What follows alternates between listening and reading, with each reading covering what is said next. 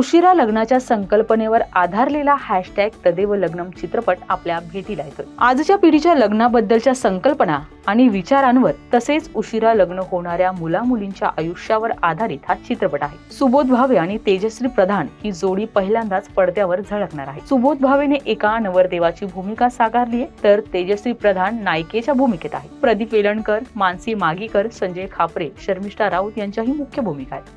दिग्दर्शन आनंद दिलीप गोखले यांचं आहे, तर शेखर मते निर्माते आहेत। कलाकार सुबोध भावेला म्हणजेच अथश्रीला लग्न करायचं असतं, तर तेजश्रीला म्हणजेच गायत्रीला लग्न करायचं नसतं। का नाही करायचं लग्न?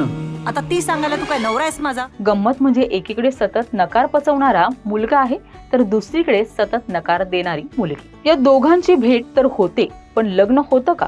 त्यांच्या आयुष्यातले रहस्य काय हे जाणून घेण्यासाठी तुम्हाला चित्रपट नक्की पाहावा लागेल।